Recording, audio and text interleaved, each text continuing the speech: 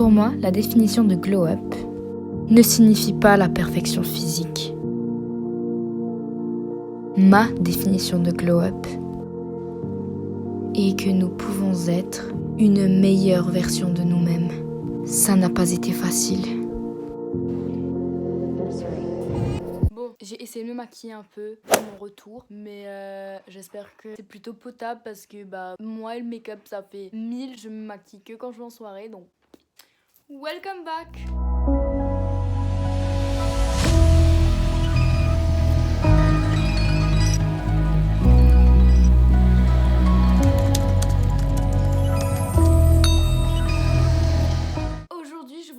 Une toute nouvelle vidéo qui ne fait absolument pas partie des types de vidéos que j'ai l'habitude de faire, parce que j'ai décidé de vous partager des expériences que moi j'ai pu vivre à travers ce que j'appelle un glow up diary. Donc je ne suis pas encore une experte, je travaille encore sur moi-même, je n'ai que 17 ans, ce qui fait que j'ai eu la chance d'être inspirée par Olivia Dundria qui est une youtubeuse, et je vous mets sa vidéo en barre d'infos. Et j'ai voulu vous partager du coup ce glow up diary pour vous montrer que à travers des simples petites choses, faire en sorte que vous êtes une meilleure version de vous-même, parce que je pense que c'est super important de se regarder dans un miroir et de se dire ok, je m'aime pour ce que je suis, je m'aime pour ce que je fais, et pas ah je m'aime pas, ah je suis grosse. Sachez d'ailleurs que c'est totalement légitime de ressentir des choses négatives par rapport à nous-mêmes, parce qu'on vit dans une société qui est basée sur beaucoup de jugements. Lorsque vous voyez une fille super bien gaulée sur internet, vous vous dites ah mais je suis pas comme ça donc je suis grosse, etc.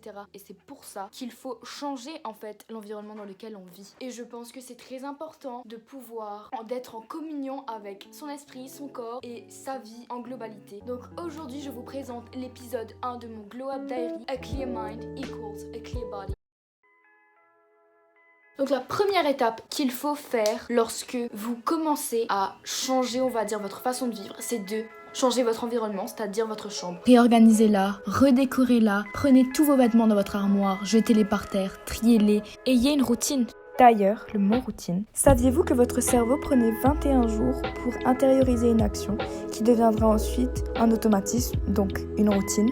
Bon il est super tard, il est 13h, donc il va falloir que je sois productive, du moins que j'essaye. Je vais faire mon lit parce qu'il faut garder cette routine de faire son lit tous les jours, tous les matins, et vous verrez que ça deviendra un automatisme. C'est parti pour la journée.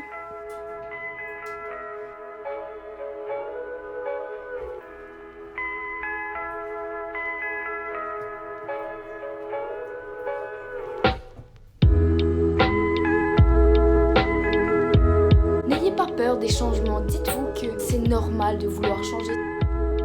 Il ne faut surtout pas abandonner, même si vous êtes fatigué. Se forcer pour persévérer. Donc forcez-vous à faire quelque chose, vous verrez que vous allez persévérer dans ce que vous faites, et vous verrez qu'à un moment donné, ça va être juste beaucoup plus facile. Lorsque vous allez vous retrouver dans justement cette chambre bien nettoyée, propre, vous vous rendrez compte que tout le désordre qu'il y avait dans votre chambre, tout ça, c'était parce que là-dedans, ça n'allait pas dans un sens. Vous pouvez être triste, c'est peut-être de la tristesse, c'est peut-être une incompréhension de quelque chose, c'est peut-être un rejet ou quoi que ce soit, et vous vous rendrez compte une fois que votre chambre est propre, que vous pouvez réfléchir à justement qu'est-ce qui ne va pas. Une chambre bordélique n'est pas un environnement dans lequel on peut bien réfléchir, parce qu'on se sent oppressé justement par tout le bordel qui se trouve autour de nous, et ce qui fait qu'on se sent oppressé automatiquement de notre tête. Donc mettez un encens, allumez une bougie, respirez, prenez du temps à réfléchir à pourquoi est-ce que votre chambre était en bordel, pourquoi est-ce que vous voulez de ce changement, pourquoi est-ce que vous voulez être une meilleure version de vous-même aujourd'hui. Et on se retrouvera pour le deuxième épisode.